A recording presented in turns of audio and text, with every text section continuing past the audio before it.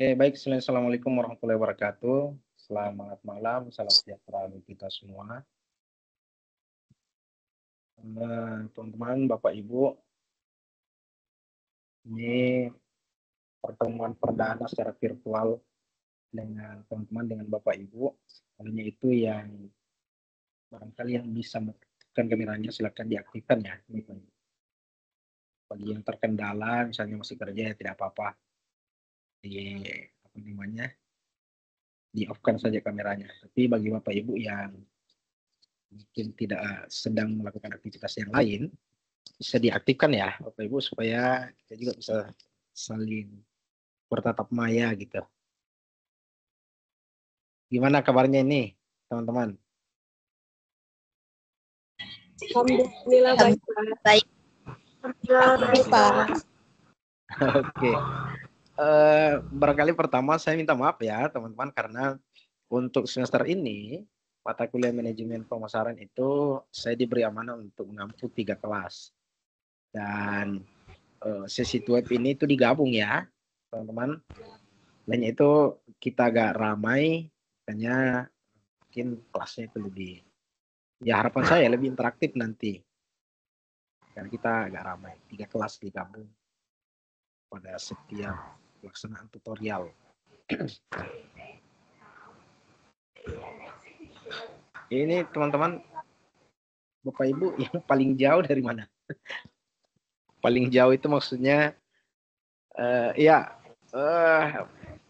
barangkali pertama ya Bapak Ibu perkenalkan meskipun sudah kenal secara sekilas sepintas melalui LMS, tapi mohon izin saya perkenalkan kembali Bapak Ibu. Nama saya Nur Astaman, biasa dipanggil Astaman kalau di kampus. Saat ini saya bertugas sebagai salah satu dosen di Sekolah Tinggi Agama Islam Negeri Majene. Majene itu Sulawesi Barat ya, teman. Kalau dari Makassar kurang lebih 7-8 jam barangkali naik mobil. 300 kiloan jarak tempuhnya. Oke, baik. Saya agak kesulitan karena tidak kentara mukanya Bapak Ibu. Teman-teman.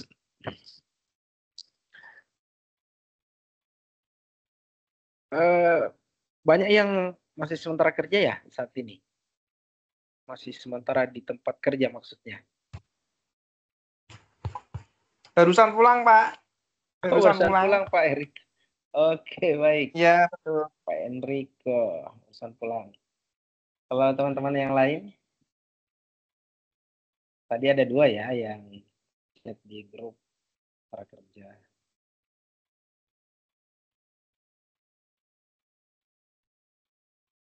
Mbak Zara dan Mbak Nisa ini, mohon maaf, mohon izin, ini kerja di mana ya?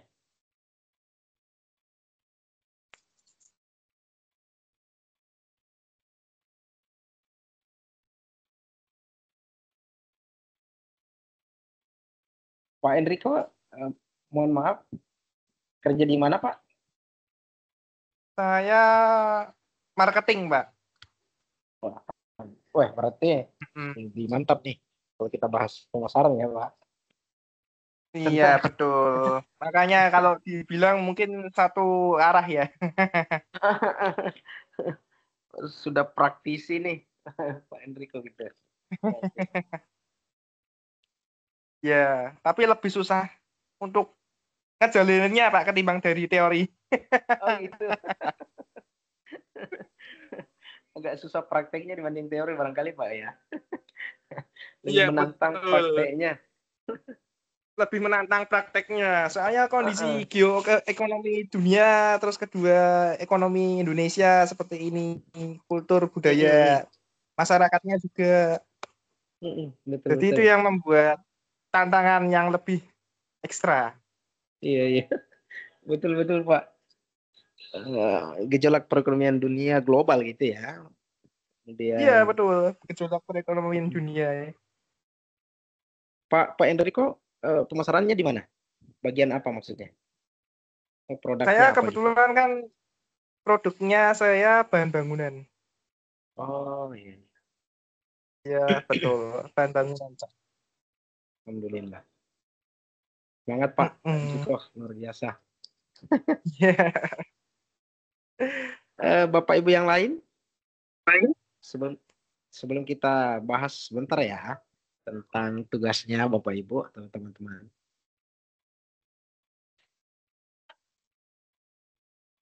Mbak Nadia, gimana Mbak? Malam, Pak. Selamat malam. Mohon maaf ya, ini yang aktif kamera yang saya agak sapa duluan. Silakan Mbak. Posisinya Mbak Nadia sekarang di mana? Eh, Sebelumnya perkenalkan nama saya Nadia Sabital dari Malang.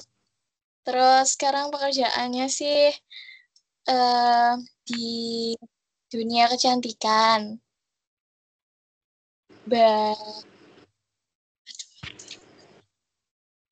Terus apa namanya lagi emang mau tahu tentang dunia pemasaran yang belum pernah saya ketahui sebelumnya. Oh, gitu. Oke, luar biasa. Terima kasih Mbak Nadia. Sama-sama, Pak. Oke, kalau Mbak Khoiri, gimana Mbak?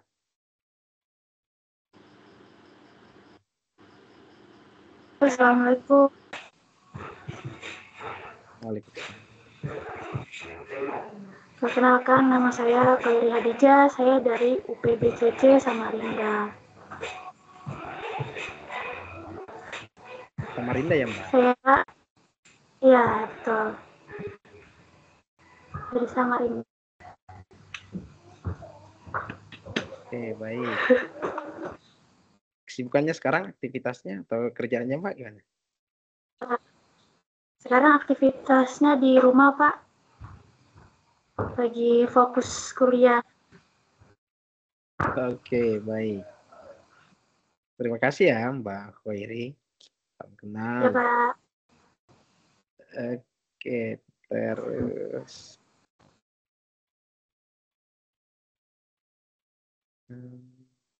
Mbak Alfia, Pak. gimana Mbak Alfia? Iya, baru. Baik aja, Pak.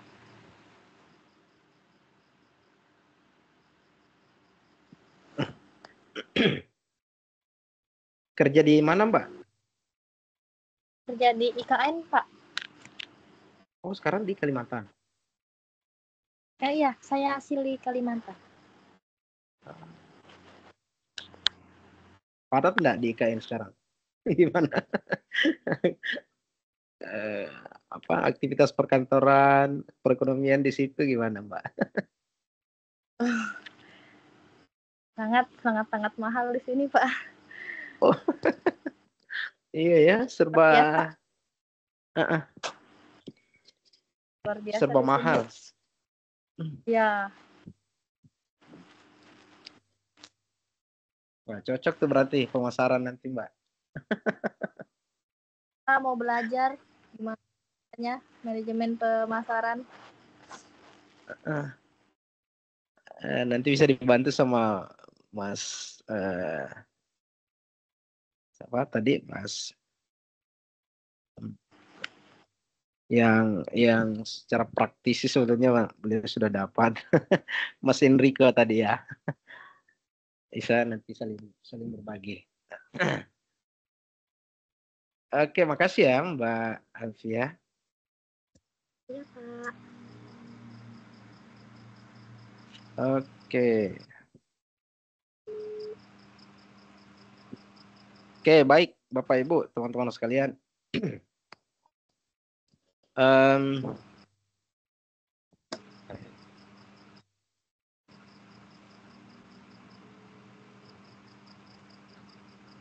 sebelum kita bahas apa namanya, mungkin tugasnya, saya akan tampilkan slide yang ada di ini ya, bahan inisiasi teman-teman Bapak Ibu yang Bapak Ibu juga bisa akses.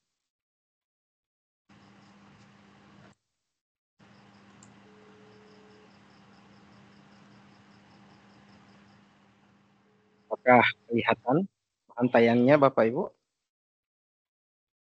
Iya. Kelihatan, Pak. Kelihatan, Pak. Oke, baik. Kita bahas sedikit saja ya, atau singkat saja Bapak Ibu. Ini sekedar menyampaikan atau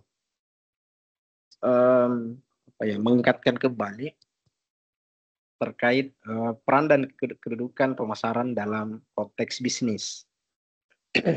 Materi ini Bapak Ibu bisa akses di bahan inisiasi untuk di sesi 3. Karena Bapak Ibu sudah familiar dan sudah sangat lancar mengakses bahan tayang dan bahan inisiasi yang ada di LMS ya Bapak Ibu. Nah, pertanyaannya kemudian, kenapa pemasaran itu menjadi sesuatu hal yang penting? Nah, teman-teman sekalian, Bapak Ibu sekalian, bahwa peran inti dari pemasaran, kenapa kemudian pemasaran itu menjadi sesuatu hal yang penting? Karena pemasaran itu kemudian dapat menghubungkan misalnya perusahaan dengan pelanggan, kemudian bisa mendorong penjualan, kemudian dengan pemasaran itu bisa dipastikan pertumbuhan dari setiap produk atau produk atau jasa yang kemudian kita tawarkan pada konsumen. Tentu kalau bicara tentang pemasaran, maka ada strategi yang harus dijalankan, strategi yang harus dipertimbangkan. Nah, strategi pemasaran yang efektif tentu harus beradaptasi dan berkembang untuk kemudian memenuhi kebutuhan dan preferensi pelanggan yang terus berubah. Bukan hanya teknologi ya, teman-teman, Bapak Ibu yang mengalami perubahan begitu cepat, pemasaran juga harus beradaptasi dengan kondisi dan tuntutan zaman, tuntutan kondisi kekinian. Itu berbeda pemasaran yang dilakukan beberapa dekade atau beberapa tahun yang lalu dengan pemasaran yang dilakukan hari ini. Nah, kemudian bicara tentang ruang lingkup pemasaran, maka pemasaran itu sesungguhnya Bapak Ibu juga mencakup tentang riset pasar. Penelitian dilakukan untuk melihat kondisi pasar hari ini. Tadi Mas Enrico sudah menyinggung tentang pemasaran itu dipengaruhi salah satunya adalah tren atau perubahan-perubahan global, kemudian lingkungan sosial. Nah, itu beberapa hal yang saya kira juga berpengaruh terhadap konteks pemasaran itu sendiri. Kemudian ruang lingkup kegiatan pemasaran juga mencakup pengembangan produk, strategi harga, promosi dan distribusi itu sendiri.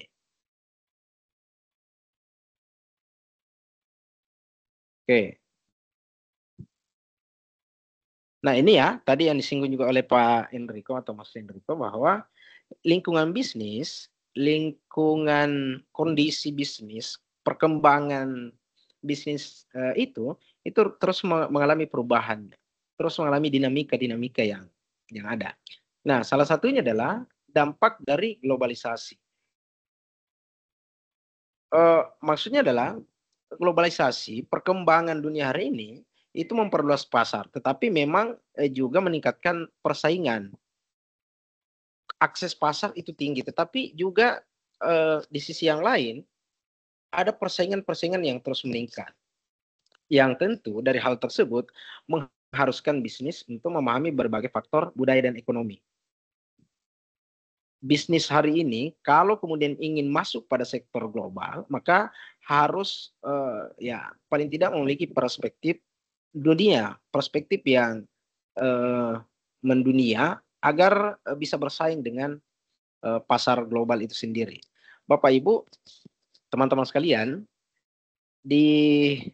mungkin kita sudah familiar banyak produk yang hari ini itu datangnya dari luar yang harganya jauh lebih murah ketimbang diproduksi dalam negeri.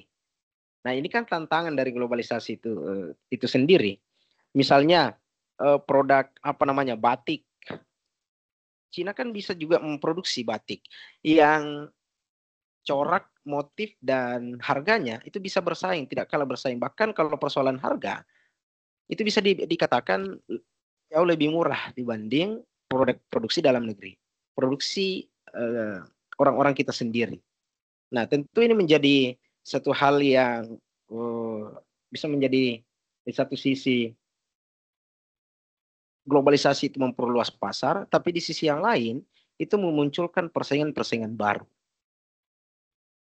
Artinya di satu sisi persoalan batik, maksud saya, misalnya di satu sisi kita bisa mengekspor ke luar negeri, di sisi yang lain negara lain juga bisa mengimpor, memasukkan produknya ke negara kita. Nah, contohnya tadi itu, China bisa memproduksi yang secara motif dan kualitas tidak kalah dengan produk kita. Lalu kemudian persoalan harga mereka jauh lebih murah. Nah tentu kalau bicara tiga hal tadi, kualitas, kemudian harga, dan motif, kalau ternyata negara lain bisa memproduksi tiga hal demikian yang jauh lebih murah, ya pasti orang atau konsumen akan lebih memilih yang lebih murah dengan kualitas dan motif yang sama. Nah ini, ada dampak globalisasi. Yang kedua, ada transformasi revolusi digital. Nah, tentu teknologi digital hari ini itu semakin masif digunakan untuk mempromosikan, untuk memasarkan produk-produk yang ada. Misalnya, ya kalau bicara sebelum COVID, penggunaan media sosial itu masih sangat minim, tapi pasca COVID hari ini, penggunaan media sosial semakin baik. Contohnya dulu orang belajar, ya misalnya dalam konteks pendidikan, orang belajar ya di ruang kelas, di kampus, di sekolah. Dan sekarang pasca COVID, orang bisa belajar di mana saja, menggunakan Zoom, Google Meet, Microsoft Teams, dan seterusnya. Jadi ada perubahan, ada transformasi revolusi digital yang sangat signifikan. Apalagi sekarang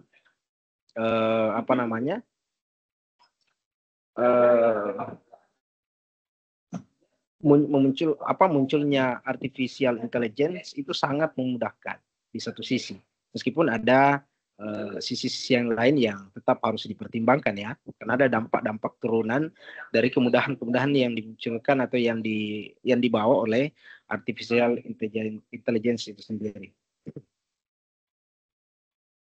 Nah, transformasi revolusi digital ini itu tentu berpengaruh terhadap perubahan-perubahan pemasaran yang memungkinkan tentu pengalaman pelanggan, analisis data waktu, kemudian keterlibatan pelanggan secara langsung.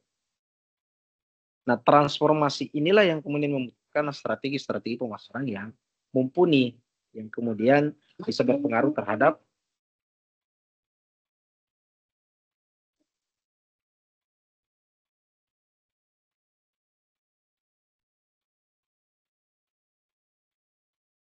ya, maaf ya, Bapak Ibu.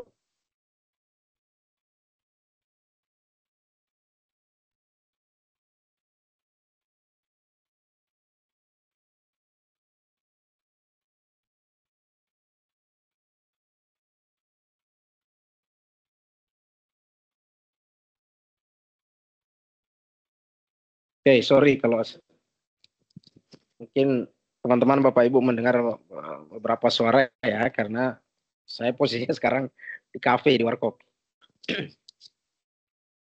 Nah, yang berikutnya, nah bicara tentang pemasaran, konsep dasarnya ya yang pertama adalah bagaimana kemudian kita bisa memahami kebutuhan dan keinginan pelanggan. Nah, artinya fokus pada pelanggan itu berarti fokus pada identifikasi dan pemenuhan kebutuhan dan keinginan pelanggan. Termasuk bagaimana kemudian kita bisa menganalisis secara lebih detail tentang tren pasar yang terjadi saat ini. Misalnya, apa yang paling dibutuhkan bicara tentang produk makanan dan minuman misalnya. Apa yang paling dibutuhkan pelanggan hari ini. Karena tentu berbeda misalnya kebutuhan yang ada di berbagai daerah dengan di daerah yang lain.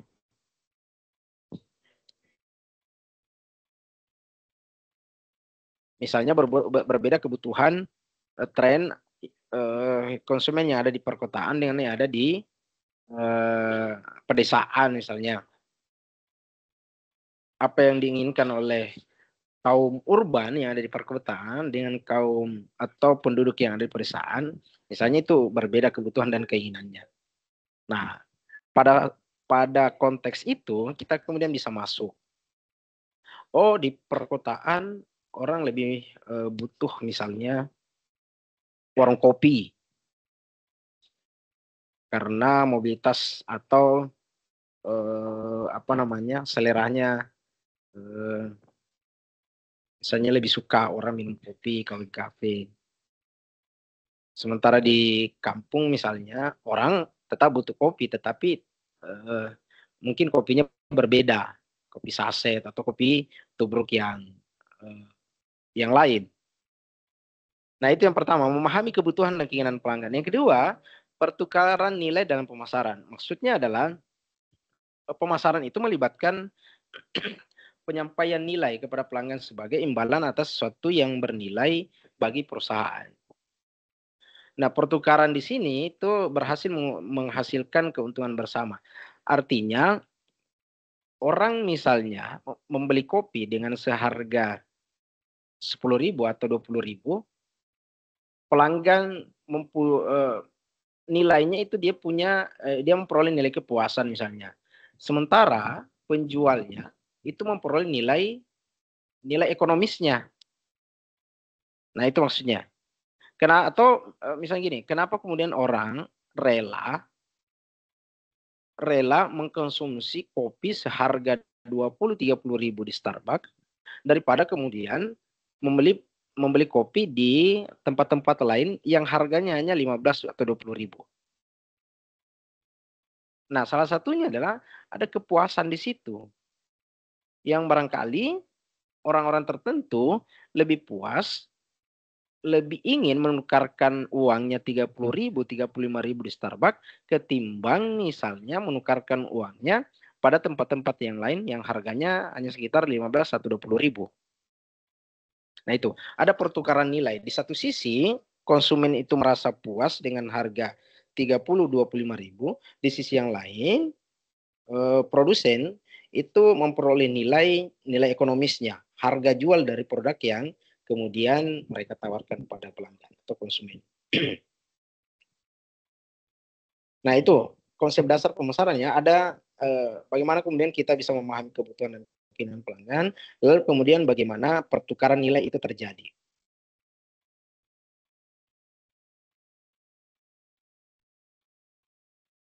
Nah lalu ada fungsi inti pemasaran dalam bisnis.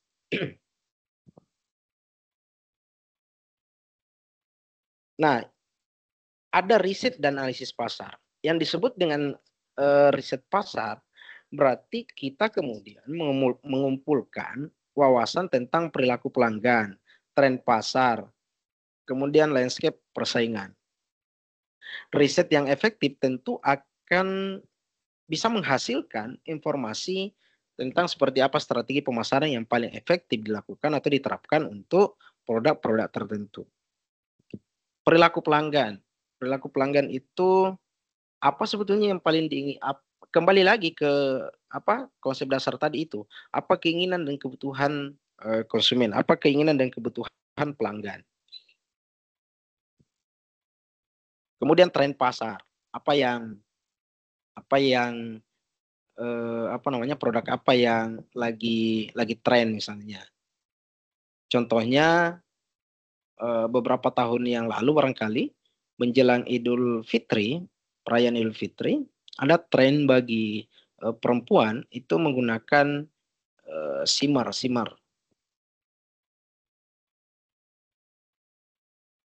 Nah, tentu tren-tren tersebut itu bisa dimaksimalkan dalam konteks bagaimana memasarkan produk tersebut sehingga orang tertarik, orang punya kecenderungan untuk membeli produk itu. Kemudian landscape persaingan, bagaimana potret persaingan yang ada saat ini. Misalnya kalau kami di Sulawesi Barat, khususnya di Kabupaten Majene itu, sekarang karena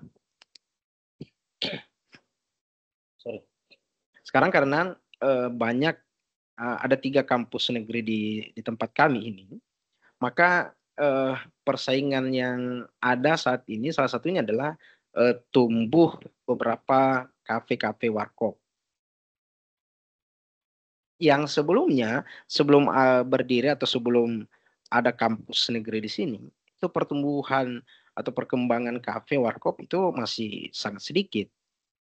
Tapi seiring dibukanya 3 kampus negeri di sini, termasuk salah satunya UT, maka terjadi peningkatan jumlah mahasiswa, termasuk mahasiswa yang dari berbagai daerah. Nah, ini kan akan berpengaruh terhadap ketersediaan ruang-ruang ngopi. Nah, maka trennya adalah saat ini banyak dibuka kafe-kafe warkop untuk memfasilitasi siswa yang meningkat itu. Kemudian menganalisis data pelanggan. Nah, apa tujuan dari analisis data pelanggan ini adalah salah satunya untuk mengetahui atau memahami preferensi pelanggan, kecenderungan pelanggan, preferensi kecenderungan pelanggan itu maunya seperti apa. Kemudian memprediksi perilaku dan mempersonalisasi upaya pemasaran. Nah, penting makanya kenapa kemudian analisis data pelanggan itu menjadi hal yang private, karena sebetulnya dari data pelanggan itu kita bisa tahu, kita bisa analisis seperti apa kecenderungannya, seperti apa keinginan dari pelanggan itu sendiri, seperti apa perilakunya. Makanya teman-teman, Bapak Ibu sekalian, kalau terbiasa di media sosial itu kan ada algoritmanya. Bapak Ibu melakukan pencairan misalnya di Instagram, katakanlah mencari misalnya video atau reels tentang katakanlah tentang produk kecantikan. Maka pada momentum tertentu, pada saat tertentu Bapak Ibu buka Instagram, maka biasanya yang akan muncul itu yang berkaitan dengan produk-produk kecantikan. Karena itu ada algoritma. Nah, sama dengan analisis data pelanggan. Kurang lebih sama seperti itu, teman-teman Bapak Ibu. Dari dari analisis data itu kita bisa memahami kecenderungan pelanggan ini seperti ini. Perilaku yang diinginkan itu seperti ini dan seterusnya. Oh ya, teman-teman Bapak Ibu, kalau ada yang mau ditanyakan silakan saja ya, langsung diaktifkan mic-nya supaya saya tidak merasa sendirian menyampaikan materi kita. Ya, Pak. Ya, kalau ada yang kurang dimengerti, boleh raise hand, boleh juga langsung dinyalakan mikrofonnya. Iya Pak, sedang menyimak Pak. Oke, baik, terima kasih. Lalu kemudian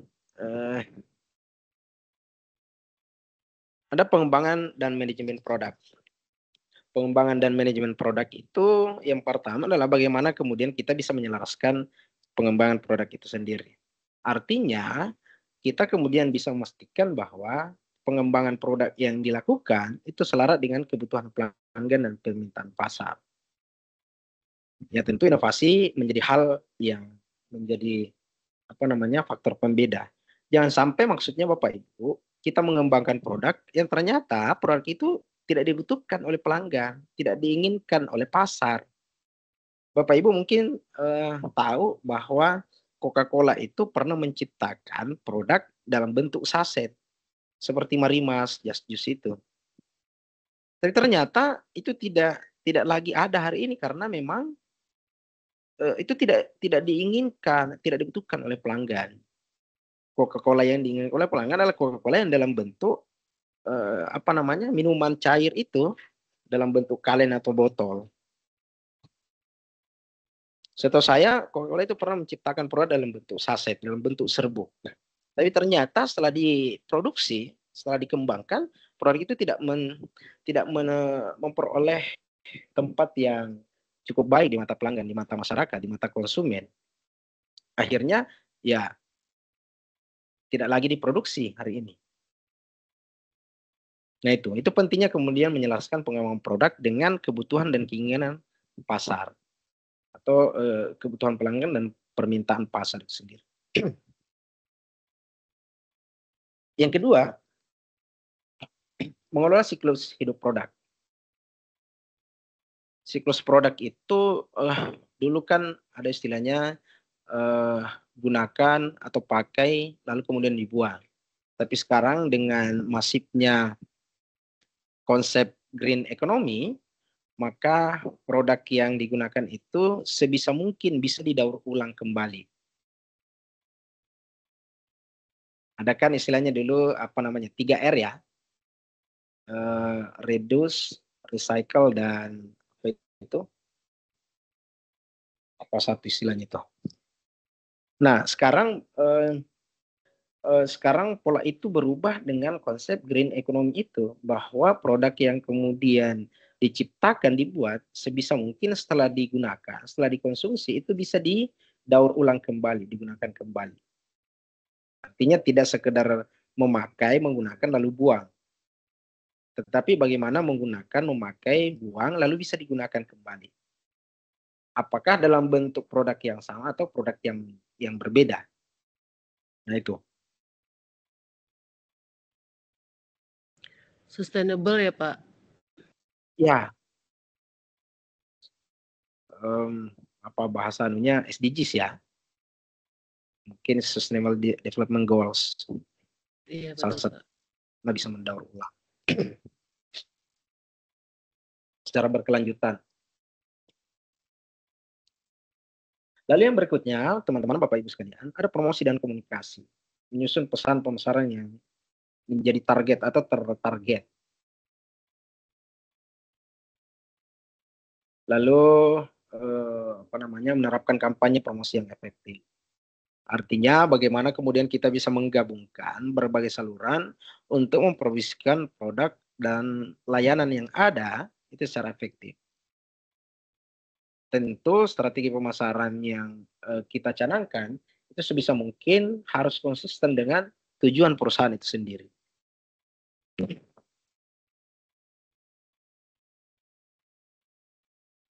Nah, menciptakan nilai, lalu kemudian ada penciptaan nilai, kepuasan, dan loyalitas pelanggan. Oh iya, ya Bapak Ibu, pelanggan itu kan berarti dia sudah melakukan atau telah melakukan transaksi pembelian lebih dari satu kali. Makanya disebut pelanggan. Karena kalau cuma satu kali transaksi, ya mungkin hanya disebut sebagai pembeli. Atau kalau pelanggan berarti sudah melakukan transaksi, melakukan pembelian lebih dari satu kali. Nah, bagaimana kemudian menciptakan loyalitas itu? Oke, kita lihat ya.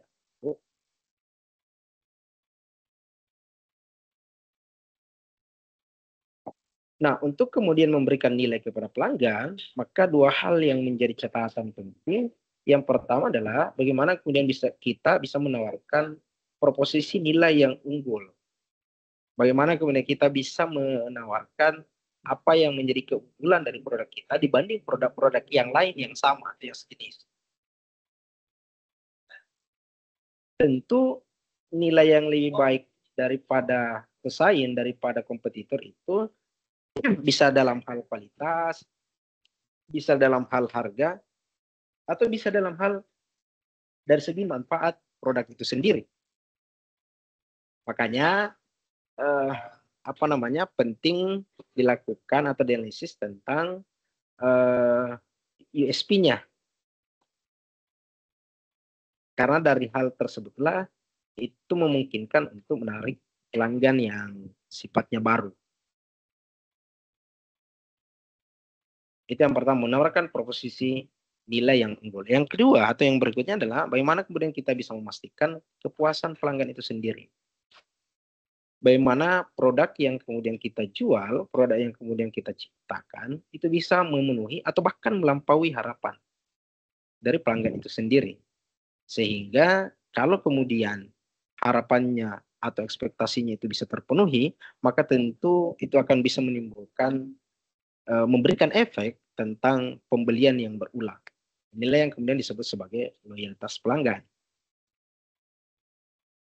Karena ya secara sederhana bahwa pelanggan yang puas itu cenderung memiliki loyalitas pada merek, loyalitas pada produk-produk yang kemudian kita tersebut.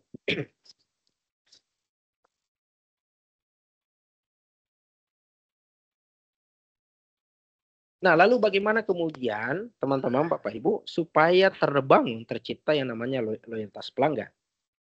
Salah satunya adalah ya menerapkan program loyalitas itu sendiri. Yang seperti apa itu? Contohnya misalnya memberikan penghargaan kepada pelanggan tetap. Katakanlah memberikan diskon, beli 2 gratis 1 misalnya. Atau misalnya pembelian 10 gratis ini dan seterusnya. Intinya ada reward, ada apa namanya, ada penghargaan diberikan.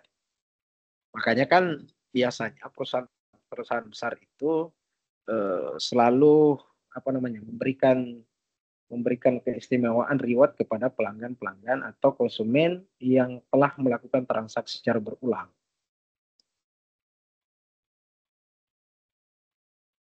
Atau misalnya untuk membangun loyalitas pelanggan bisa dilakukan juga dengan memberikan layanan yang luar biasa. Salah satunya adalah menyediakan apa namanya, layanan konsumen, call center, atau menjawab pertanyaan keluhan yang diajukan oleh pelanggan itu sendiri.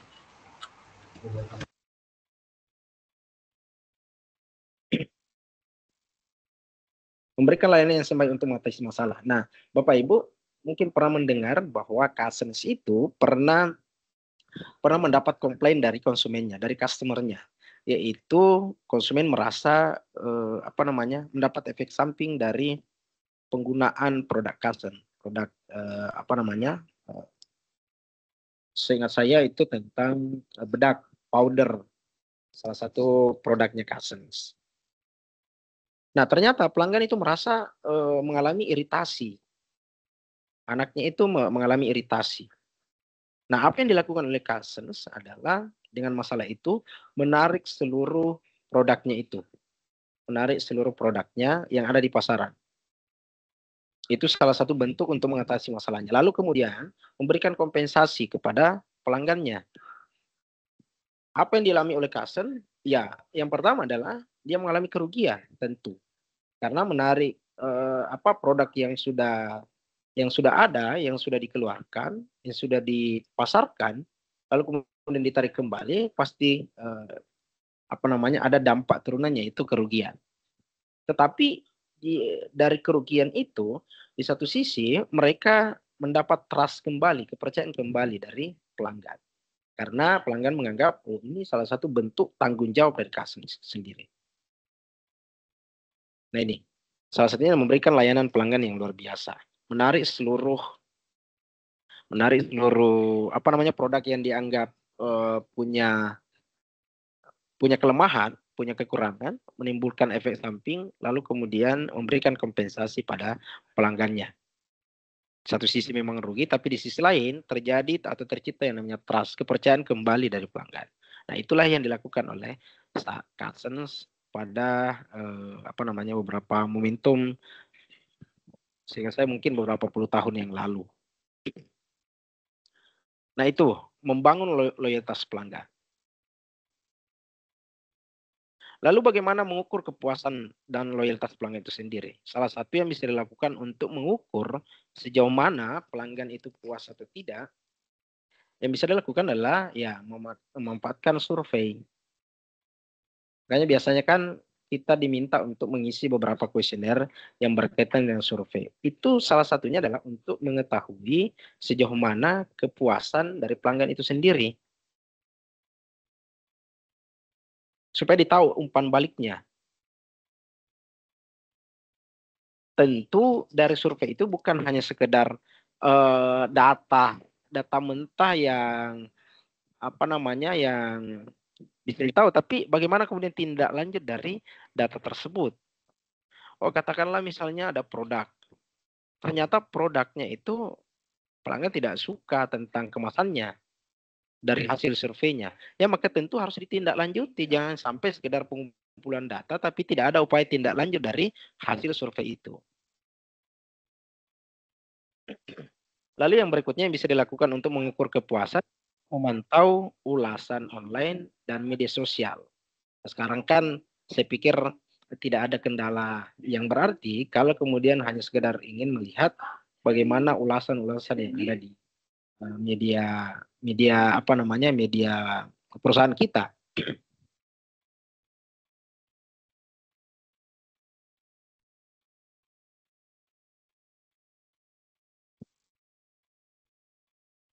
Ya, mohon maaf ya teman-teman, kita apa namanya mungkin agak lompat-lompat. Lalu ada memahami nilai seumur hidup pelanggan.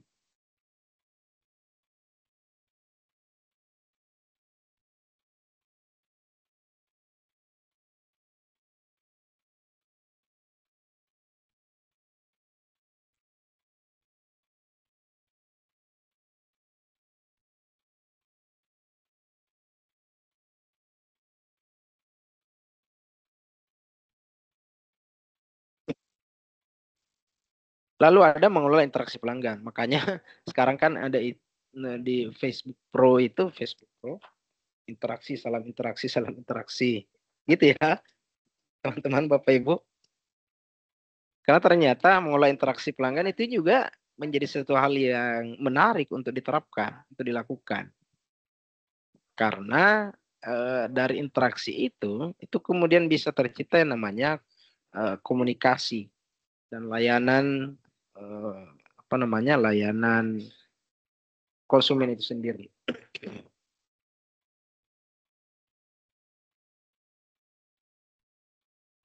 Lalu kemudian bagaimana memanfaatkan perangkat lunak dan seterusnya.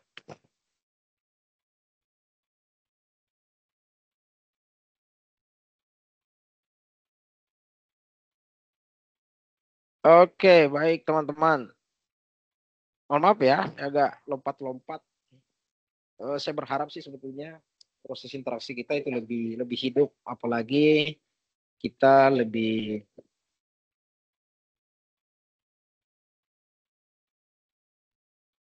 gimana, Bapak Ibu? Ada yang mau ditanyakan? Ada yang mau dikonfirmasi kembali?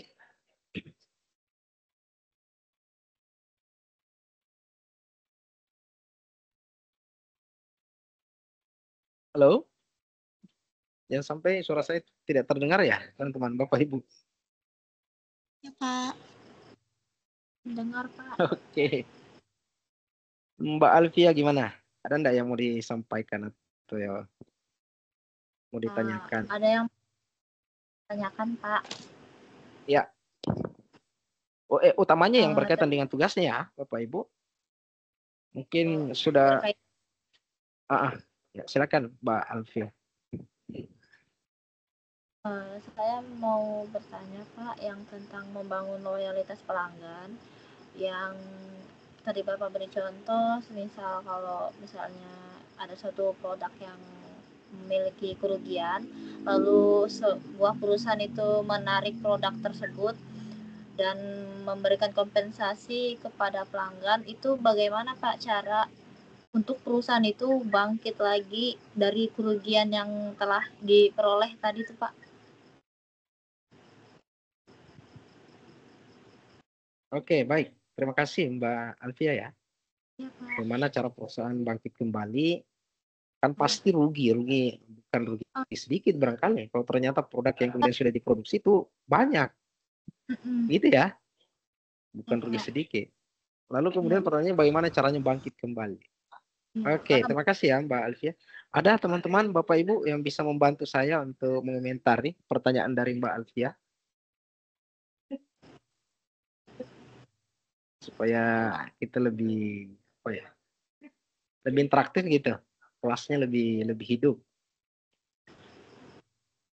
Mas Enrico gimana? Ya mungkin kalau saya ya Pak, itu Iya, kan silakan, ceritanya Mas. kasusnya kan dia ditarik barangnya. Itu ditariknya itu karena kenapa dulu Mbak? Mungkin tidak diterima masyarakat atau mungkin ada kendala produksi atau gimana?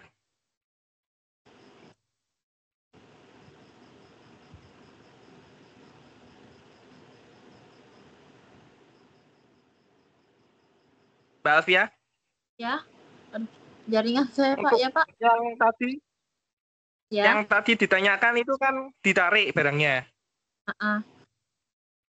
Nah, itu tuh sebenarnya dia di lapangannya tuh seperti gimana? Maksudnya mungkin ada kendala gimana gitu. Ya Pak, yang seperti saya tanyakan tadi, misal kalau banyak nih saya lihat kasus di media sosial, misalnya barangnya ada ketemu cacat atau apa, dianya komplain dan barangnya Nah, ujung-ujungnya dikirimin satu truk gitu Pak. Itu gimana caranya kalau dianya mengalami kerugian yang parah Kak atau gimana? yang pasti itu kan kalau yang seperti kayak gitu pasti akan mengecewakan konsumen. Dalam arti mungkin konsumen sekali beli terus setelah itu tidak beli lagi. Kalau menurut saya ya mungkin bisa dikoreksi ya Pak Nur Asaman. Mungkin untuk saya mungkin membangun brand image itu memang penting. Jadi dalam arti penerapannya, perancangannya memang harus kita istilahnya benar-benar kita mateng gitu.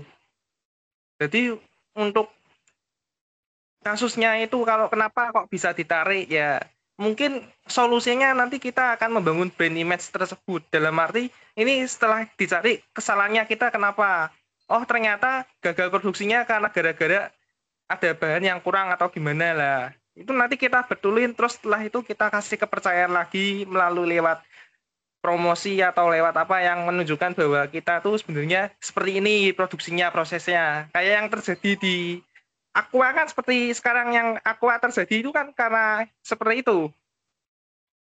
Brand image-nya kan dia karena ambilnya dari air pegunungan, tapi ternyata bukan dari air pegunungan, dari sumur bor. Dan dia bisa menjelaskan prosesnya. Kenapa kok bisa disebut pengambilannya dia dari air pegunungan? Nah, ternyata setelah ditelusuri dia mengambil klarifikasi itu. Itu kan yang membangkitkan masyarakat kepercayaan lagi kan seperti itu. Ya mungkin kurang lebih seperti itu sih kalau saya.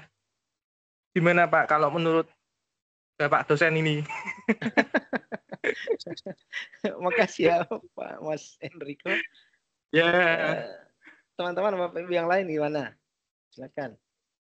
Izin menambahkan Pak, Silakan Bu mungkin Mbak Ani. ketika kita sigap cepat dalam menangani komplain pelanggan, itu dan itu akan mempermudah kita untuk mengembalikan trust-nya kepada masyarakat. Karena memang yang produk Kasen ini sempat saya baca juga, memang produknya sebenarnya bagus Pak dan sudah dipakai berpuluh-puluh tahun kan, menjadi kepercayaan masyarakat kita juga. Ketika komplain itu terjadi, memang mereka gerak cepat untuk segera menarik produknya, lalu memberikan kompensasi juga kepada orang yang komplain ya waktu itu ya Pak. Jadi memang itu salah satu cara paling ampuh untuk mengurangi resiko kerugian makin banyak sih Pak. Adalah gerak cepat kita untuk menangani komplain itu. Menurut saya sih itu sih Pak. Terima kasih. Terima kasih Pak Ani itu Bu Ani ya. Masih ada teman-teman? Kira menarik ya pertanyaan dari pemantik dari Mbak Alfia ini. Tadi Pak Enrico sudah menyinggung juga tentang Aqua sekarang ya. Setelah kunjungan Pak KDM ke sana. Itu baru kemudian ramai di media sosial ya. Bahwa brand Aqua yang air murni pegunungan ternyata dari sumur bor. Ya meskipun ada penjelasan, ada klarifikasi. Ayo silakan teman-teman, Bapak Ibu. Ada yang mau merespon pertanyaan dari Mbak Alfia? Mbak Alfia. Supaya diskusi kita lebih dapat, lebih hangat. Ya teman-teman.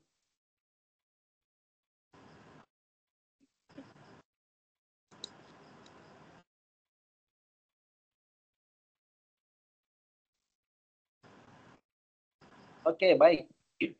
Jadi memang betul tadi, saya sepakat dengan apa yang disampaikan oleh Mbak Ani dan Enrico, bahwa kan pertanyaannya Mbak Alfia tadi, kalau ternyata kita sudah menciptakan produk, lalu lantas kemudian konsumen itu merasa dirugikan.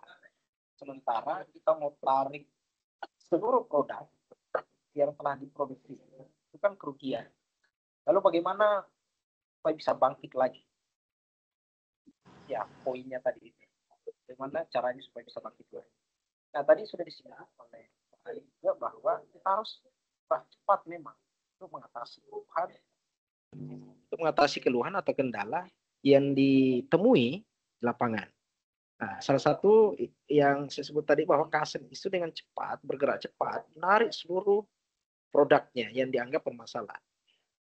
Konteks produk yang bermasalah itu setahu saya bukan di Indonesia ya, tapi di luar. Yang dilakukan adalah menarik seluruh produk yang kemudian dianggap punya efek samping, lalu memberikan kompensasi.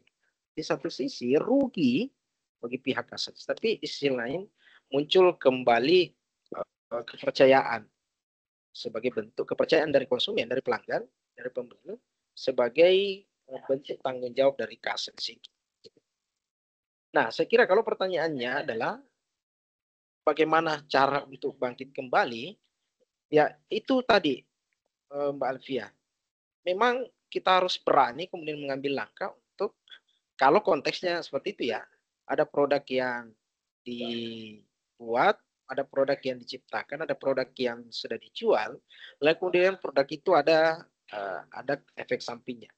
Maka satu hal yang menurut saya ya, secara pribadi, yang harus dilakukan secara cepat adalah memang harus ditarik seluruh produk itu ke ke pabrik. Lalu kemudian setelah ditarik, mungkin yang bisa dilakukan kemudian adalah mengidentifikasi apa sebetulnya masalah utamanya ini di produk. Kalau mungkin keluhan dari pelanggan cuma 1-2, ya saya kira mungkin yang bisa dilakukan adalah mengidentifikasi apakah memang produk yang bermasalah atau jangan-jangan produk itu tidak sesuai dengan konsumennya. Tapi kalau ternyata keluhannya itu masif, banyak, hampir merata mungkin di seluruh daerah pemasaran, ya maka memang yang harus dilakukan adalah menarik seluruh produknya lalu kemudian menganalisis produk itu. Apakah ada misalnya hal-hal yang katakanlah tidak sesuai, lalu kemudian memproduksi kembali produk itu. Kalau misalnya konteksnya kasus tadi itu, berarti ada barangkali kandungan kimia yang ada di produknya itu yang butuh direvisi atau diperbarui. Karena keluhannya itu masif ya, Bapak Ibu, kalau konteksnya kasus tadi itu. Keluhannya masif, makanya kemudian kasus mengambil langkah untuk menarik seluruh produknya. Nah itu yang saya bilang tadi, kalau keluhannya hanya 1-2 orang personal, keluhan personal, ya tidak harus ditarik seluruh produknya.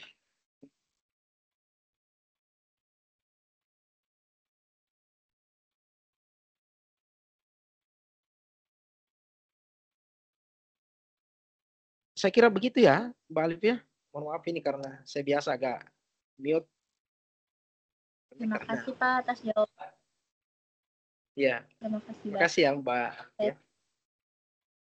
Mohon maaf ya kalau tiba-tiba saya mute mic-nya karena sementara bikin kopi di sini. Saya sementara di warkop ini. Agak ribut kadang-kadang. Gimana, ada lagi Bapak Ibu, teman-teman yang lain? Boleh, silakan.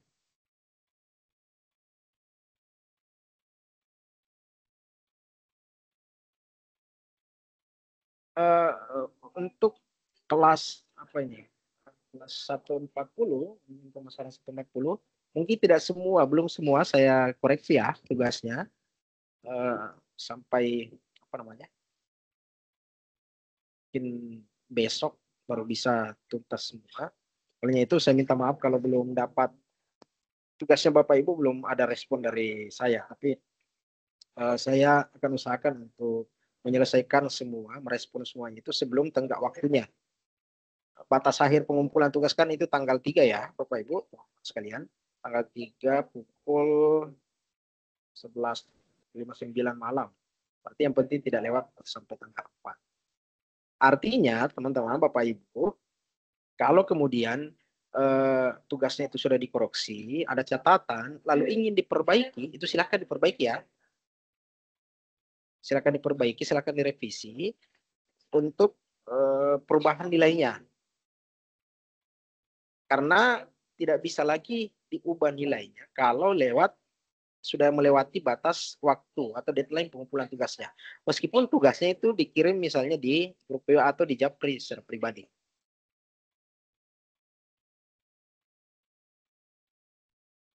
Itu ya Bapak Ibu. Baik, Jadi Pak. kalau Baik, Pak. ya. Jadi Pak kalau kasih nilainya misalnya yang bagus, makanya biar nggak koreksi. ya kan Iya betul tuh, betul Pak. betul. Ya kan, betul. Betul. Logika yang sangat bagus. Supaya tidak dikoreksi kembali, kasih nilai yang bagus. Iya, Cuma Pak. kan harusnya logikanya itu dibalik. Supaya dapat nilai bagus, tugasnya diperbaiki dulu, kan gitu ya. Oke, baik. Oke, cocok. Makasih ya, Mbak Ani.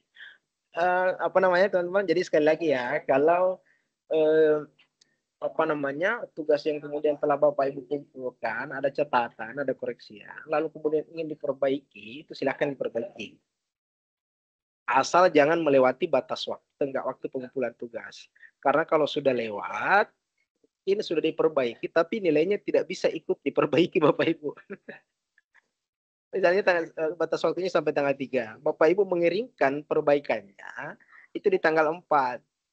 Ya, sudah perbaikan, tapi nilai perbaikannya tidak.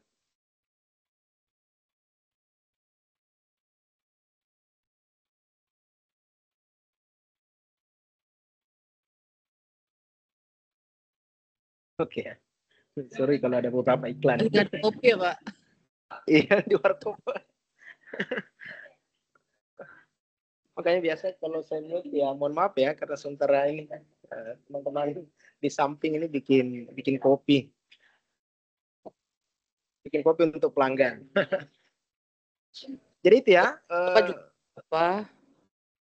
Gimana Mbak? Kopi buat Bapak juga nggak apa-apa, Pak. Sebetulnya kelasnya itu akan lebih interaktif, akan lebih sangat menarik ketika bertemu secara bukan tatap maya, tapi tetap langsung gitu ya. Ini kopi saya Mbak. Indominya Baunya kopi kalian, sampai Pak. sini, Pak. Sampai Baunya sini kopi sampai sini. Baunya Oh doang gitu. ya, Enrico ya? Baunya doang nggak kebagian ini. Iya, baunya doang. Baunya doang ya. Ya kalau mau rasakan ini berarti Bapak Ibu harus datang ke sini kan gitu ya. Karena agak kewalahan kalau dikirim. Iya, Pak. Silakan, Pak. Ntar dingin. Ya itulah Bapak Ibu. Bapak di mana, Pak? Pak? Ini di Sulawesi Barat. Oh, Sulawesi Barat. Wah, jauh, Pak. Mungkin Jauh, tiketnya Mas. bisa dibelikan, Pak. Makanya Bapak Ibu sesuatu yang jangan didiamkan karena sesuatu yang didiamkan lama itu dingin. Kan gitu ya, Bapak Ibu. Maaf ya, Pak, kalau bercanda. Maaf ya, Pak. Oh, berarti Aman. ini kata-kata hari ini. Kata-kata hari ini. Quotes hari ini, quotes. Iya. Saya suka itu Bapak Ibu teman-teman sekalian kalau kelasnya itu tidak terlalu serius karena Iya, kadang Pak. ilmu itu apa namanya? Tidak tersimpan kalau terlalu serius gitu. Setuju, Pak. Apalagi otak kita udah mulai mengecil, Pak, makin tua. Iya. Ini mohon maaf ya teman-teman Bapak Ibu.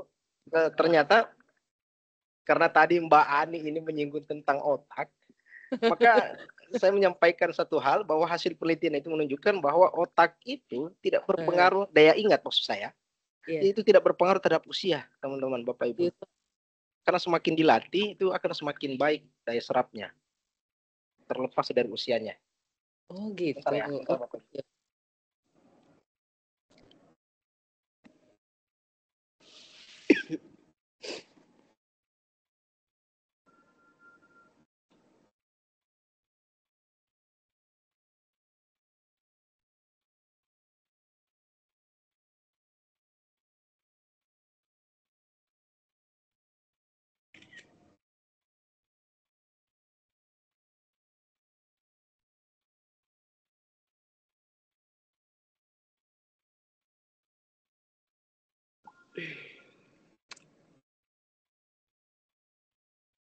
Ya, mohon maaf teman-teman, Bapak Ibu, ada iklan sedikit. Apa tadi? Ya, kembali ke ini ya. Tadi intermezzo saja persoalan apa namanya pengetahuan dari otak yang mengecil seiring dengan pertambahan usia. Mungkin volumenya mengecil tapi daya apa namanya? Daya Ingat. serap, daya ingatnya tidak berkurang. Sepanjang terus dilatih ya, Bapak Ibu. Salah satu melatih ya banyak bacaan dan seterusnya. Siap, Pak. Terima kasih infonya. Oke, baik. Nah itu kembali lagi saya sampaikan bahwa kalau Bapak Ibu tugasnya itu sudah mendapat koreksian catatan, lalu kemudian dari catatan itu teman-teman Bapak Ibu akan memperbaiki tugasnya, itu silahkan diperbaiki lalu kemudian diupload kembali. Karena kalau lewat ya tidak bisa. Karena kita penilaiannya baik itu by system ya. Jadi sekalipun sudah diperbaiki, tapi perbaikannya tidak dikirim melalui sistem, itu akan susah diperbaiki nilainya. Oke, ada lagi yang mau ditanyakan, Bapak Ibu? Malam Pak, aku pengen tanya. Silakan, Mbak. Iya, Sinta. halo. Iya Pak, tadi waktu di tengah pembahasan, saya pengen tanya, kalau untuk beras atau bahan pangan lainnya Pak, bagaimana cara pemasar membuat produknya itu bisa mengikuti tren pasar dan bisa bersaing secara global. Sedangkan untuk produk organik seperti itu kan sulit untuk dimodifikasi ya Pak, tidak seperti produk makanan, minuman, atau produk fashion gitu. Itu aja Pak pertanyaannya. Makasih. Oke, terima kasih Mbak Sinta. Pertanyaannya. Teman-teman, Bapak Ibu yang lain, ada yang mau merespon terlebih dahulu? Mbak Ani deh, Mbak Ani Mutia, gimana Mbak? Bapak langsung tembak aja, saya lagi nyimak Mbak Sinta, langsung ya, karena ditembak kalau enggak ditembak biasanya enggak bersuara Mbak. Bersuara Pak, saya Pak, tenang aja. Silakan Mbak, pokoknya yang silakan. Lain, Pak. Yang lain dulu. Yang lain dulu. Kaget langsung Pak. Mas Enrico gimana Mas?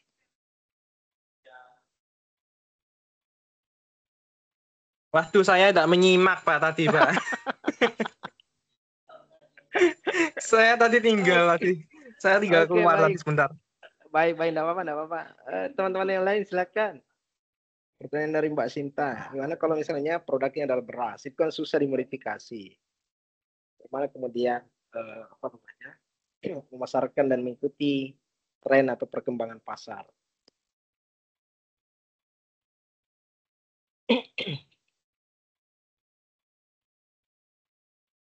Ya, kalau ada yang bersuara saya tembak nih lagi. Random nanti. Ayo silakan teman-teman, Bapak Ibu.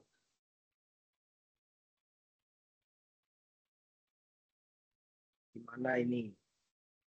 Gimana pertanyaan dari Mbak Sinta?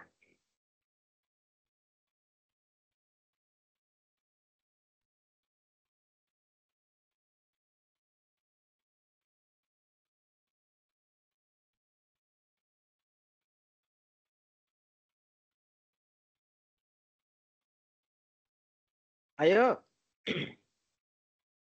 Jangan yang lain sibuk malam mingguan.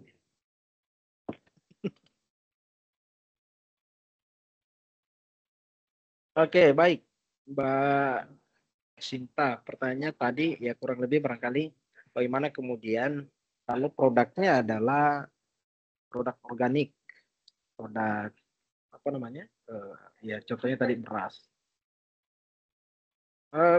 Justru kalau beras itu kan bisa dibilang kebutuhan pokok ya, yang sebetulnya pemasarannya lebih enak karena apalagi masyarakat kita itu punya kecenderungan belum makan kalau istilahnya belum mengkonsumsi beras. Saking dianggap pentingnya beras tersebut. Nah, olehnya itu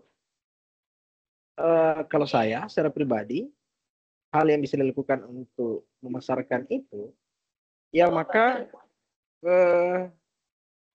barangkali cukup dengan perbaiki kemasannya, packingnya, karungnya misalnya.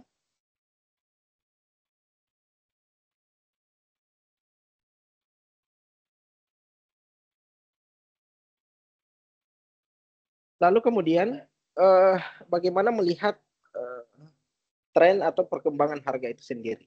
Nah, kalau kami di Sulawesi, teman-teman, Bapak Ibu, itu biasanya harga beras itu mengikuti pada harga yang ada di ya salah satu salah satu daerah yang ada di Sulawesi Selatan itu namanya Kabupaten Sidrap. Itu biasanya harga beras mengikut pada harga yang berlaku atau harga yang ditetapkan di situ. Harga di pabrik maksudnya, bukan harga di penjual ya, harga di pengecer. Maksudnya harga beras yang setelah di pabrik, setelah digiling. Padi yang setelah digiling di pabrik kemudian jadi beras. Nah, itu biasanya kecenderungannya itu dilihat harganya, pola harganya itu yang dilihat adalah harga yang berlaku di salah satu kabupaten di sana di Sulawesi Selatan, namanya Kabupaten Sidrap. Termasuk harga telur apa namanya?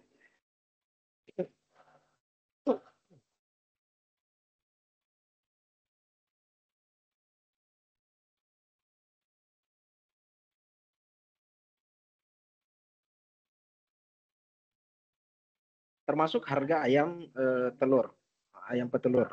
Itu biasa yang dilihat harga yang ditetapkan di salah satu kabupaten itu. Nah, sidrap kalau di Sulawesi Selatan itu dikenal sebagai lumbung padi.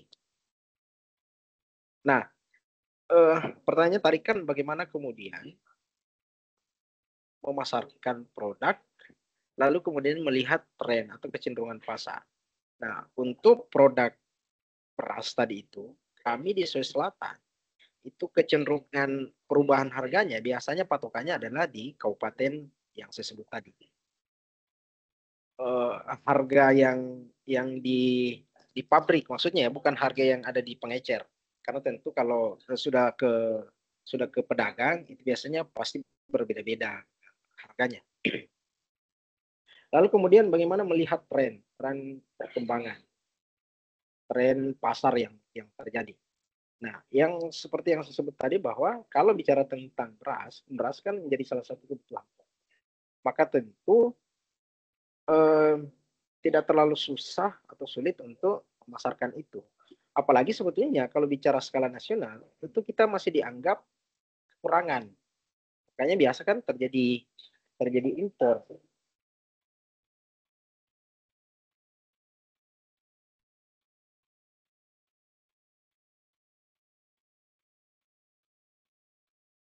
Kayak biasa kan dilakukan yang namanya impor beras dari Vietnam. Nah, kenapa kemudian kalau saya ya secara pribadi, kenapa kemudian kita masih melakukan yang namanya impor? Karena eh,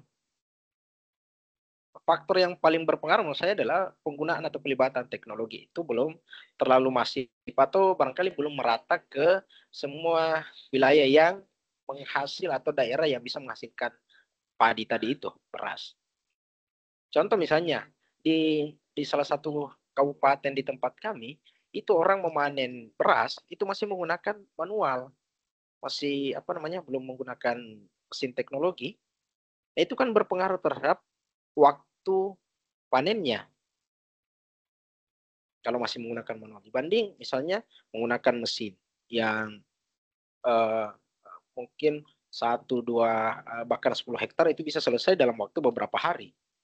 Nah, kalau masih manual, ya istilahnya kalau di Sulawesi Selatan itu masih masangki, itu kan butuh tenaga, butuh waktu yang lebih lama. Nah, itu kan yang berpengaruh terhadap produksi beras itu sendiri. Jadi kalau saya seperti itu, Mbak Sinta. Kalau pertanyaannya bagaimana kemudian pemasaran yang bisa dilakukan, yang pertama adalah tentu perbaiki kemasannya, packagingnya. Kedua, pertimbangkan apa namanya, harga, perkembangan harga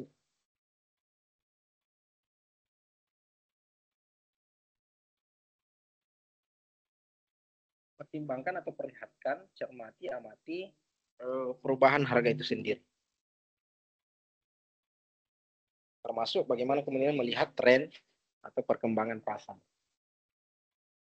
Terus terang kalau bicara beras, kita masih mungkin bisa dibilang masih di bawah daripada yang ada di Vietnam.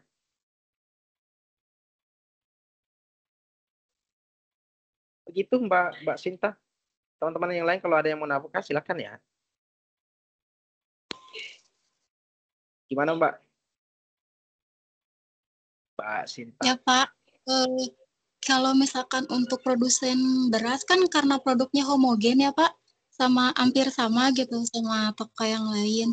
Dan produsen beras itu biasanya kalau misalkan udah punya produk yang berkualitas baik, tapi susah untuk menaikkan harga karena di antara produsen yang lain tuh kan berasnya sama produknya. Jadi kalau harganya dia matokin tinggi, nanti pelanggannya bakal beli ke produsen lain gitu ya Pak.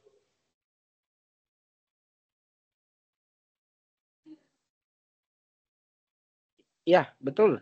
Betul Mbak. Kalau kemudian kita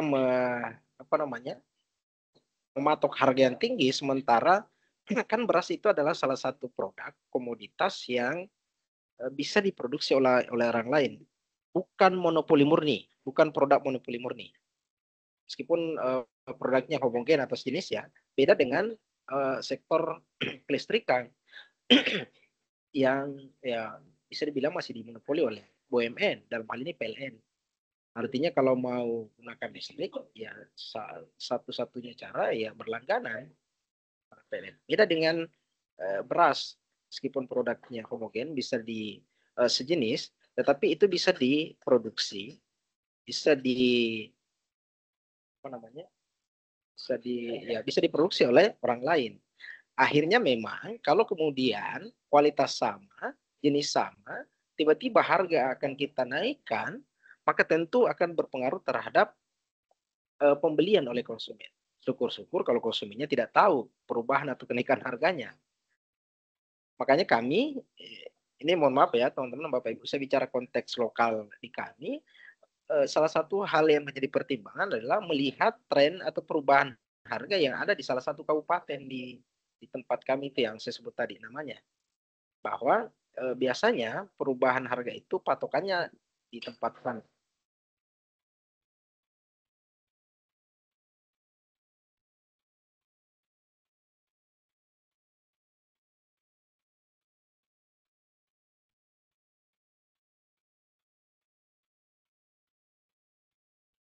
Nah, kenapa kemudian patokannya di salah satu daerah itu? Karena mungkin bagi saya itu karena daerah tersebut itu dianggap sebagai lumbung padi.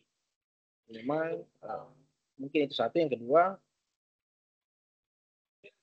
pabriknya itu lebih dominan di sana dibanding tempat. Makanya yang menciptakan atau yang barangkali mengatur harga itu posisinya ada di sana. Tapi lagi-lagi harga yang ada di pabrik ya, maksudnya harga yang ada di pabrik, dari pabrik kemudian turun ke tangan pertama. Bukan harga yang ada di pedagang-pedagang yang ada di pasar misalnya, seperti pedagang-pedagang yang langsung bersentuhan dengan konsumen akhir. Begitu Mbak Sinta. Iya Bapak, sudah jelas. Makasih. Ada lagi teman-teman yang lain?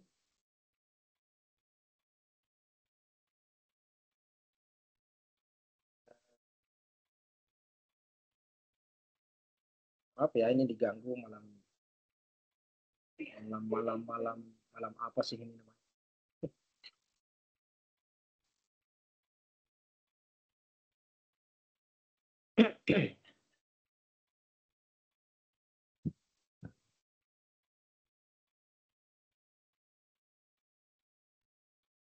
Oke, baik teman-teman Bapak Ibu yang lain. Seingat saya, mungkin ada beberapa yang saya komentari tentang pentingnya mencantumkan analisis tentang BEP. atau break even point. Apa itu BEP atau break even point? Adalah kondisi atau posisi di mana kita sebagai produsen, kita sebagai penjual, kita sebagai apa namanya, pelaku usaha itu tidak untung juga tidak rugi. Artinya hanya sebatas kembali modal. Itu ada kenapa kemudian penting, karena sebetulnya investor itu, ini kalau bicara investasi, itu akan melihat atau berani kemudian mengalokasikan sumber daya modal ketika kemudian jelas titik impasnya itu. Pada penjualan berapa kita tidak untung, kita tidak juga rugi. Itu disebut dengan BEP, break even point. Makanya biasa mungkin ada beberapa yang memperoleh catatan demikian, karena bagi saya itu penting untuk melihat apakah bisnis yang kemudian akan kita lakukan, apakah bisnis yang akan kemudian kita jalankan itu betul-betul layak untuk dijalankan. Salah satunya untuk melihat itu adalah menghitung BEP-nya, break-even point-nya. Contoh misalnya kopi. Contoh misalnya kopi ya. Kopi katakanlah satu gelasnya itu kita jual seharga 10.000.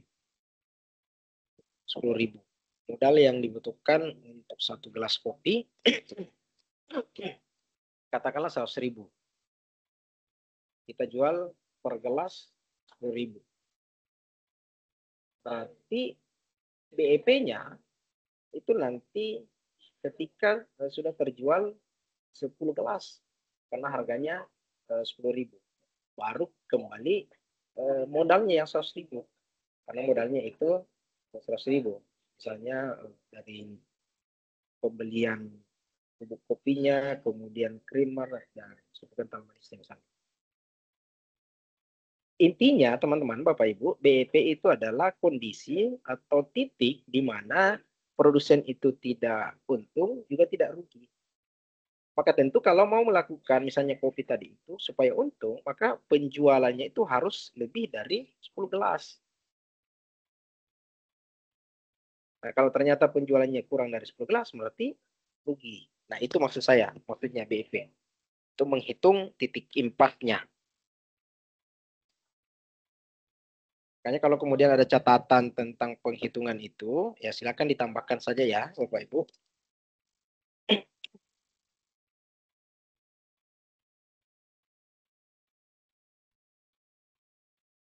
Ada yang mau ditanyakan?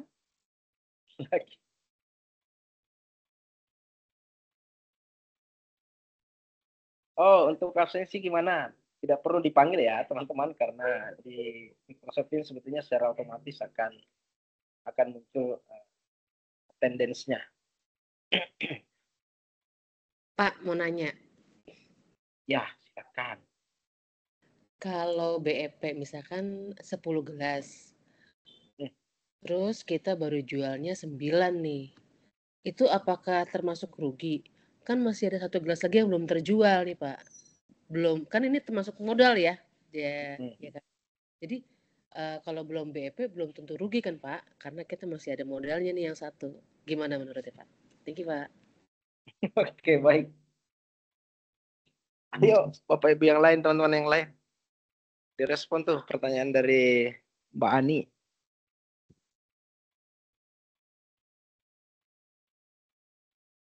Halo?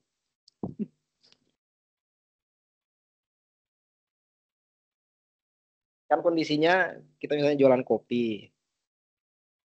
Titik impasnya BP-nya 10. Ternyata yang terjual masih 9. Berarti belum tentu rugi. Gitu kan ya, Pak Ani? Yes, Pak. Belum tentu rugi kan, masih ada 1 ini modalnya yang belum terjual gitu. Ayo, teman-teman. Menurut saya sih belum rugi ya, Pak. Ya, silakan dilanjut. Enggak deh, udah itu dulu Pak, yang lain Pak. Hanya Ayo, sendiri teman-teman. jawab sendiri nih, Pak. Ya kan bagus, tidak merepotkan tuh namanya, Mbak. Bisa begitu Belum Pak. Kak, kalau belum basi produknya. Izin merespon, Pak. Iya, silakan, Bapak. Nama saya Idrus Sahuti, Pak. Silakan, Pak. Untuk kasus BEP itu biasanya pada prakteknya itu biasanya melebihi dari modal biasanya, Pak. Seperti contohnya tadi kopi 100.000 untuk 10 gelas. Nah, biasanya BEP pada prakteknya itu kita tambah 20%, Pak. Jadi targetnya itu untuk BEP adalah 12 gelas, Pak. Misalnya seperti itu. Itu biasanya prakteknya seperti itu. Kalau kita dibikin titik impasnya 100 dibagi 10 impas, itu untuk pengusaha namanya masih rugi, Pak. Karena tenaga yang dikeluarkan, pikiran yang dikeluarkan itu kan juga masuk dalam hitungan modal, Pak. Izin seperti itu dulu sementara. Terima kasih. Oke, baik. Terima kasih, Pak Idrus. Kira menarik ya. Gimana, Mbak Bani? Kan saya nanya, Pak. Ya, maksud saya gimana? Respon dari Iya juga Mas sih, Idrus. Pak. Bisa juga, Pak. Bagus, bagus. Baru ya mungkin Pak Idrus ini punya usaha jadi mungkin lebih tahu ya, Pak, kalau BEP-nya itu hitungannya itu harus dilebihin 20% dulu kayak gitu, Pak. Ya baru tahu sih, Pak. Oke. Makasih ya. 20% itu estimasi. Masing-masing pengusaha mungkin Beda-beda. beda. Ya, seperti itu. Itu hanya estimasi aja. Yes. Thank you, Pak Idrus. Kasih ya, Pak Idrus. Bapak Ibu, teman-teman yang Yang lain. dibilang Pak Idrus betul sih. Yang dibilang Pak Idrus betul. Betul itu. Itu saya juga jalani juga itu. Nah, gimana?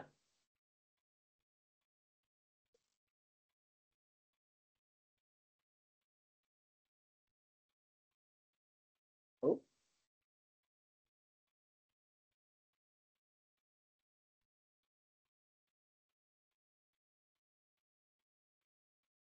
Apakah jaringan saya yang bermasalah? Bapak Ibu?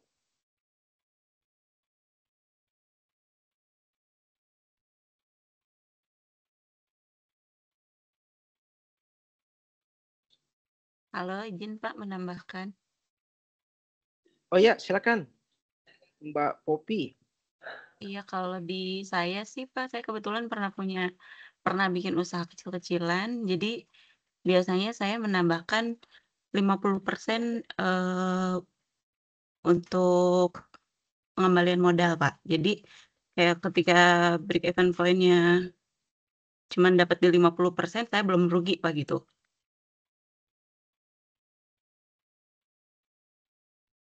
Makasih Mbak Ibu Popi.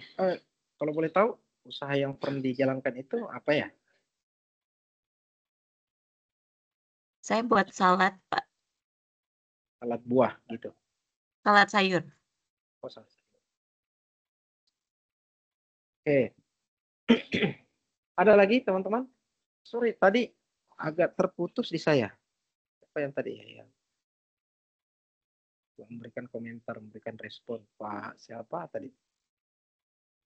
Pak Enrico atau Pak siapa ya?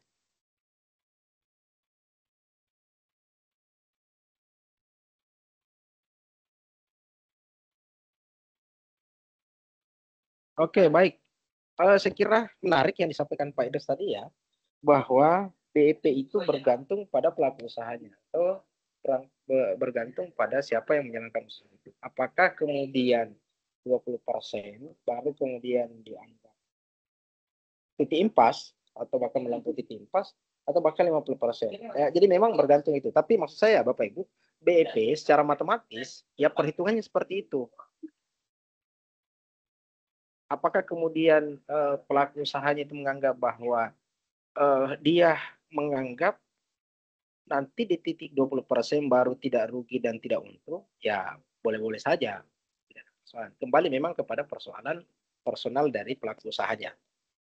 Apakah kemudian menargetkan 20%, 30%, bahkan 50% seperti Mbak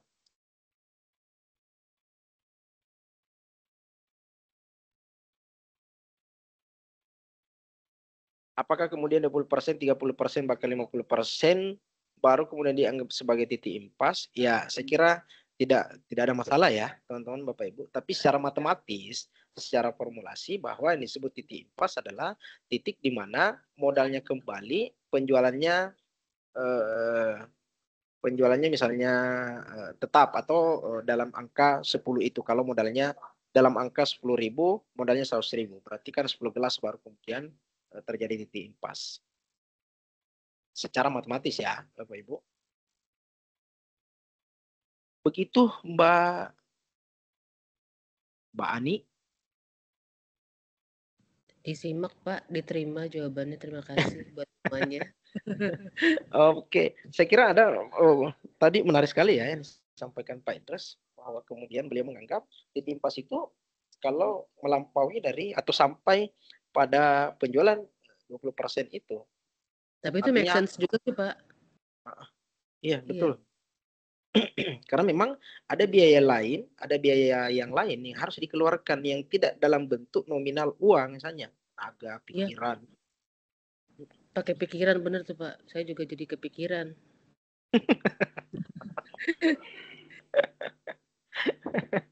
Oke. Ya, kalau kepikiran minum kopi dulu Mbak Ani. Iya Pak. Saya lagi minum kuah Indomie Pak. Makasih ya Pak Idris atas tambahannya tadi. Siap, terima kasih Pak. Si Pak, luar biasa. Ada lagi Bapak Ibu, teman-teman yang lain yang mau ditanyakan, sampaikan. Kalau tidak ada, ya kita cukupkan saja barangkali ya. Kalau tidak ada, iya Pak, kasihan tuh banyak yang masih kerja. Iya betul. Harus sampai izin sama atasan. Mohon maaf ya Bapak Ibu diganggu waktu kerjanya, karena kalau semua mau diakomodir kayaknya susah ya.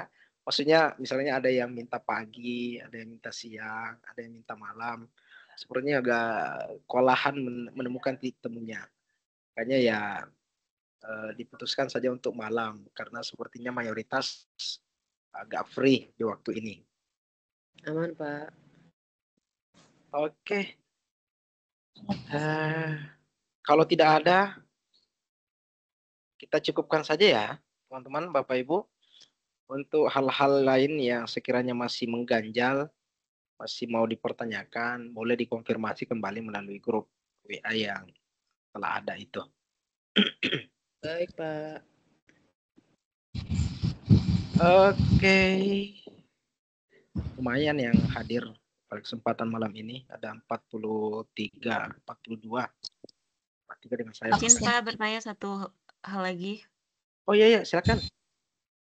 Mau bertanya terkait tugas 1 Pak, jadi masih bisa direvisi ya sebelum tanggal 3? Betul. Masih bisa Mbak. Kalau ada catatan yang sudah diberikan, kemudian mau direvisi, boleh. Kalau tidak mau direvisi, juga sangat boleh. Tapi misalnya ditambahin ya Pak nilainya. Jangan pelit-pelit nilai Bapak, nanti kuburan sempit tuh. Iya Pak, udah mau kuburan sempit tambah sempit Pak. Nggak ngancem Pak, cuma ngingetin aja. Cuma ngingetin, nggak ngancem ya? Iya, ngancem ya Pak. Cuma ngingetin. Izin Bapak PPT-nya dibagi di grup ya Pak. Oh ya, baik Bapak. Buat belajar Bapak. Bisa. Setahu saya barangkali itu kan PPT-nya ada di, sebentar ya, saya cek kembali Bapak. Itu ada di sesi 3, materi inisiasi 3, Bapak Ibu. Sepertinya bisa Bapak Ibu juga download di situ. Tapi sebentar saya masukkan juga deh di grup kita untuk lebih memudahkan.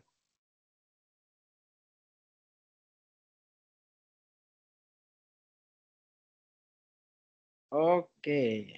Ya, makasih ya peringatannya Mbak Ani dan sama-sama Pak, dengan senang hati. Dan biasanya peringatannya itu harusnya lebih diingat oleh yang memberi peringatan itu sendiri. Oh tentu Bapak. Jangan tentu ya.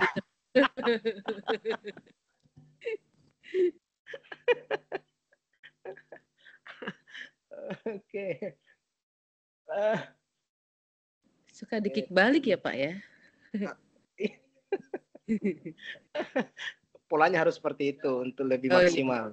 Betul, Pak. Setuju, Pak. Dia terima umpan baliknya. Pak, absen aman berarti ya, Pak? Aman. Kan ya. Terekam secara sistematis oleh ini. Oh iya. Secara iya. sistem by sistem oleh ini. Soalnya ada yang kemarin ada yang pencet absen atau present gitu, Pak. Jadinya takutnya ini nggak ke-record. Betul. Mungkin di sisi yang lain ada ya attendance-nya atau presensinya. Sementara ada, di sesi ini tidak ada. Tapi itu akan di-record oleh ini Microsoft Teams. Oke, Pak. Oke. Takutnya sudah berjuang tampil di sini tahu nggak ke absen, Pak, kan sedih ya, Pak. Iya, betul. Benar. Ada tapi udah dianggap ada. Ada yang tadi anggap. Baik, Pak. Thank you, Bapak. Aduh.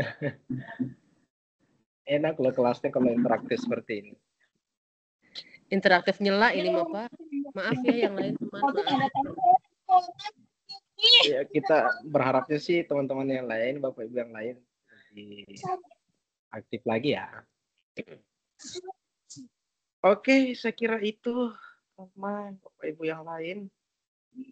Kita cukupkan untuk sesi web pertama ini di jam, ya kalau di kami di tempat saya saat ini sekarang sudah pukul 8:30 Bapak, 20.35 jam 9 malam. Mungkin di tempatnya Bapak Ibu baru masih pagi ya. 7:30, Pak. Tapi sama Pak. Sudah 9 Baru juga. 7:30, Pak. 7:30. Di sana banjir nggak, Pak? Gimana Mas Enrico? Di sana banjir nggak? Oh, alhamdulillah. Belum. Semarang banjir soalnya. Semarang banjir. Wah, berarti intensitas hujannya tinggi ya di Semarang? Wah, tinggi sekali. Iya.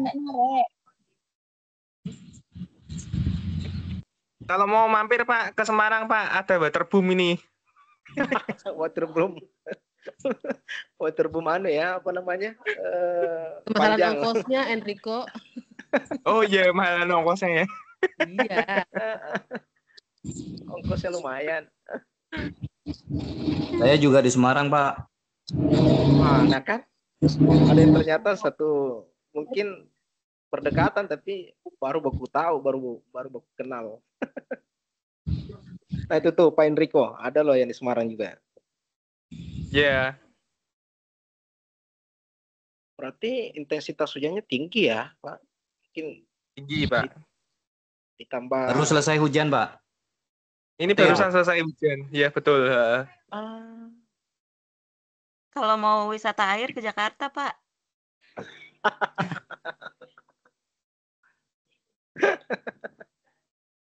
Promosi daerah masing-masing. Jakarta juga banjir, Mbak. Namanya manajemen pemasaran, Pak, jadi promosi masing-masing daerah. Jadi promosi masing-masing, betul. Cocok. Cuma kayaknya konteks pemasaran yang dipromosikan kayaknya agak keluar deh. Iya. Jakarta juga banjir, Mbak. Jakarta. Ya, saya nggak tahu, Mas. Nggak tahu. Mbak Popi kayaknya nggak di Jakarta deh, Mas. Kalau di tempat kami hujan, tapi karena agak dataran tinggi, jadi kalau di tempat saya banjir, wah di kota itu sudah tenggelam berarti, Mas. Karena posisinya agak di atas sedikit.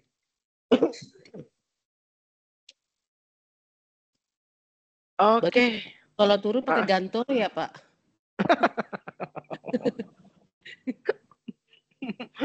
Pakai para layang, Mbak. Oh iya, cocok. Udah Pak, mending ditutup Pak daripada makin ngaco Pak ini Pak. Oh iya. Oke, baik. Terima kasih ya teman-teman Bapak Ibu sekalian atas kesempatan dan kesediaannya membersamai kelas kita malam ini, web pertama kita.